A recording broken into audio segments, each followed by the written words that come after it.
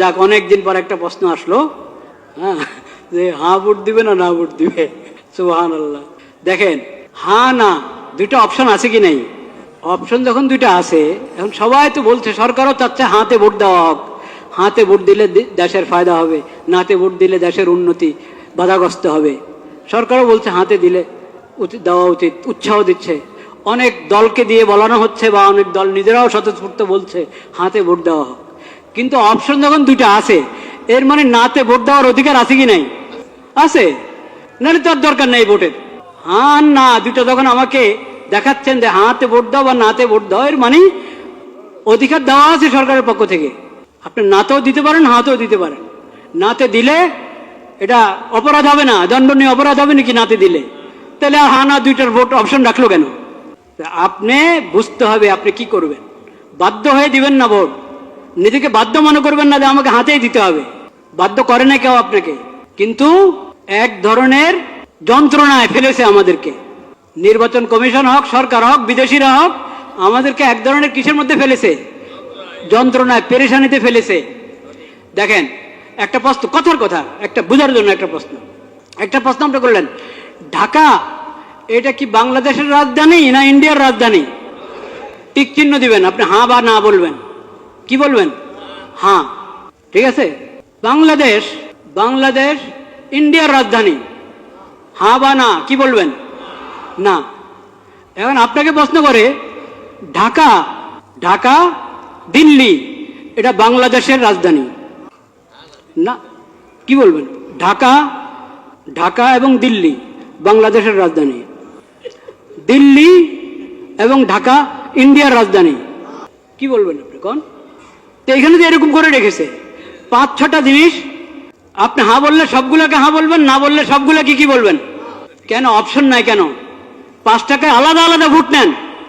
আপনাদের কি সিলের টান পড়ছে না কালি কাগজ না কিসের টান পড়লো? 6টা জিনিসের উপর একসাথে বললে হ্যাঁ, আর না বললে 6টার উপরে কটা? মোট কটা? 5টা, 8টা। আচ্ছা যাই হোক, যে কটার উপরেই সবগুলোর উপর হ্যাঁ বললে সবগুলোর উপরে হ্যাঁ, না বললে সবগুলোর উপরে কি না। কেন আলাদা আলাদা করে বলেন না কেন?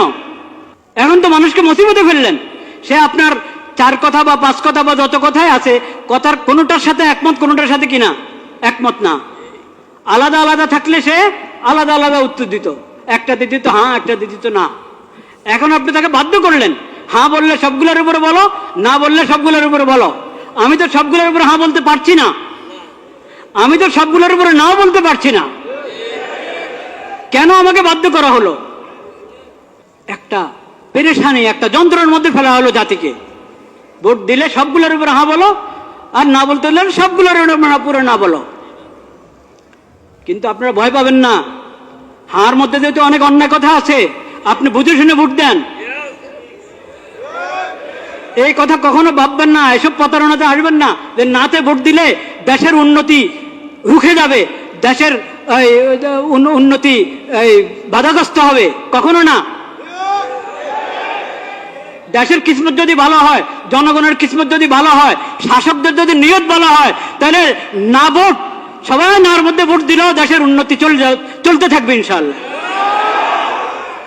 আর যদি নিয়ত ভালো না থাকে, কিসমতও ভালো না, নিয়তও ভালো না, এমন যদি হয়, তো সবাই হাতে ভোট দাও, কাজ হবে না, কাজ হবে না। ভোট একটা আমানত, ভোট একটা আমানত, এটাকে বুঝে শুনে ব্যবহার করেন। এটা অধিকার, এই অধিকার, ভোটের অধিকার একটা আমানত। এই অধিকারকে বুঝে শুনে ব্যবহার করেন, চিন্তা ফিকির করেন, আল্লাহর কাছে দোয়া করেন, আল্লাহ আমি যাতে সঠিক ভোট দিতে পারি সেই তৌফিক আমাকে দান করেন। এটা তামাশার বিষয় না। প্রতারিত হয়ে, বাধ্য হয়ে ভোট দিবেন না, লোভে পড়ে ভোট দিবেন না, চিন্তা ভাবনা করে, এবং এটার জন্য দোয়া দুরূদ পড়েন, সালাতুল হাজত পড়েন, অভিজ্ঞদের সাথে মশওয়ারা করেন, নেককার দিনদার মানুষের সাথে মশওয়ারা করেন। শুধু নামের ভিত্তিতে আপনি ভোট দিলে হবে, শুধু মার্কার ভিত্তিতে ভোট দিলে হবে, শুধু মনোগ্রাম দেখে ভোট দিলে হবে, এটা হবে না। চিন্তা ভাবনা করতে হবে, শুধু নাম দিয়ে প্রতারিত হবেন না। ইসলামের নাম ব্যবহার করা হচ্ছে, অনেক দলে ইসলামের নাম ব্যবহার করেছে। তারপর এখন আপনি বলবেন ইসলাম যেহেতু ওনারা ইসলামের নাম নিয়ে রাজনীতি করছে, ইসলামের নাম নিয়ে ভোটে দাঁড়িয়েছে, নির্বাচন করছে, তাহলে চোখ বন্ধ করে ওদেরকে ভোট দাও। এই কথা বলার সুযোগ নাই, এই কথা বলার সুযোগ নাই। কারণ ইসলামের নাম ব্যবহার করছি আমি, আমার দলের মধ্যে ইসলামের নাম আছে, কিন্তু ইসলাম আসলে কি আমি ইসলাম বাস্তবায়ন করার জন্য মানুষের প্রতিনিধি হতে যাচ্ছি? ভোট যে মানুষের কাছে চাচ্ছি ইসলামের প্রতিনিধিত্ব করার জন্য সংসদে গিয়ে, সেটা আমি আমার নিয়ত আছে কিনা, বা আমি পারবো কিনা, বা আমি দল হিসাবে ইসলামের সঠিক ব্যাখ্যা গ্রহণ করি কিনা, ও সব কিছু দেখার আছে। একটা ইসলামী দল তার ইশতেহার পড়ে দেখেন, সেকুলার দলের ইশতেহার যেমন হয় ওই দলের ইশতেহারও তেমন।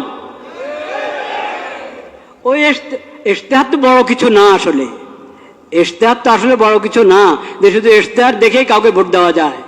কিন্তু তারপরও এটার কিছু না কিছু মূল্য তো আছে, নাহলে সবাই ইশতেহার ছাপে কেন? তো ইশতেহার, আমি ইসলামের কথা বলি কিন্তু আমার ইশতেহার পুরা একটা সেকুলার দলের ইশতেহার মতো মনে হবে আগাগোড়া পড়লে। তো এই জন্য আমি বলছি শুধু ইসলামের নাম, এই কারণে চোখ বন্ধ করে ভোট দিবেন না। আর দলের মধ্যে ইসলামের নাম নাই, শুধু এই কারণে তাকে বলবেন না যে এর ভোট দেওয়াই যাবে না। এখানে বিবেচনার অনেক কিছু আছে। এটা তো দুঃখর বিষয় যে আমাদের কাছে ইসলামী খেলাফত ব্যবস্থা নাই। ইসলামী খেলাফত ব্যবস্থা কায়েম করার জন্য কেউ উঠে দাঁড়াচ্ছে না। এটা তো দুঃখের বিষয়, কষ্টের বিষয়।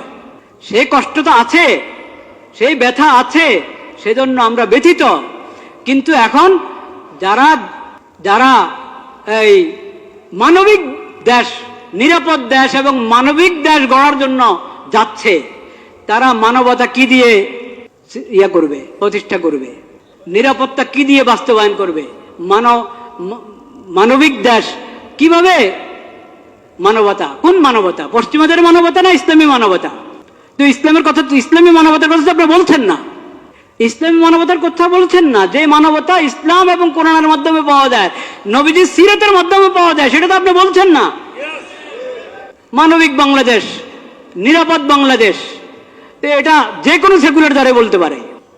এজন্য শুধু মনোগ্রামের মধ্যে কোনো আয়াত লেখা আছে, শুধু মার্কাটা আরো আকর্ষণীয়, দলের নামটা আকর্ষণীয়, এই কারণে প্রতারিত হয়ে, প্রভাবিত হয়ে ভোট অধিকার ব্যবহার করবেন না। ভোট অধিকার ব্যবহার করতে হলে আপনাকে অনেক চিন্তা ভাবনা করতে হবে, অনেক দোয়া করতে হবে আল্লাহ দরবারে, আল্লাহ আমাকে সঠিক ফায়সালা করার তৌফিক দান করো। আর বিশেষভাবে আমি আগেও বলেছি এই দোয়া করেন, এবং এখনো বলছি দোয়া করেন। সেই দোয়া হলো, আল্লাহ, যার অন্তরে আপনার ভয় নাই, যাদের অন্তরে আপনার ভয় নাই, আখিরাতের হিসাব দেওয়ার চিন্তা নাই, আপনার মাখলুকের প্রতি যাদের অন্তরে দয়া মায়া নাই, আল্লাহ তাদের হাতে দেশের ক্ষমতা দিয়েন না। যাদের অন্তরে আপনার ভয় আছে, আখিরাতে আপনার সামনে দাঁড়ায় হিসাব দিতে হবে, এই ফিকির যাদের মাথায় আছে, এবং আপনার মাখলুকের প্রতি, আল্লাহর বন্দাদের প্রতি যার অন্তরে দয়া মায়া আছে, ইয়া আল্লাহ তাদের হাতে আপনি ক্ষমতা দেন। এই দোয়া করতে কোনো সমস্যা আছে? কোনো দলের নামে নিলাম না আমি, কারণ আমার আল্লাহ সবচেয়ে বেশি জানেন, বাস্তব কথা আল্লাহ জানেন কার হাতে ক্ষমতা গেলে তারা উম্মতের জন্য, আল্লাহর বন্দাদের জন্য, দেশের জন্য কল্যাণকামী হবে। এটা আল্লাহ সবচেয়ে কি জানেন, ভালো জানেন। আল্লাহর হাওলা করে দিলাম, আল্লাহ তাদের হাতে দেন যারা আখিরাতমুখী, আখিরাতের ফিকির আছে, আপনার ভয় আছে যাদের অন্তরে, আপনার মাখলুকের প্রতি যাদের অন্তরে দয়া মায়া আছে, তাদের হাতে ক্ষমতা দেন। যারা আপনার ভয়ও তাদের অন্তরে নাই, আখিরাতে আল্লাহ আপনার সামনে দাঁড়ায় হিসাব দিতে হবে এই ফিকিরও তাদের নাই, আপনার মাখলুকের প্রতি দয়া মায়াও নাই, হ্যাঁ, ইয়া আল্লাহ তাদেরকে আপনি ক্ষমতা দিয়েন না।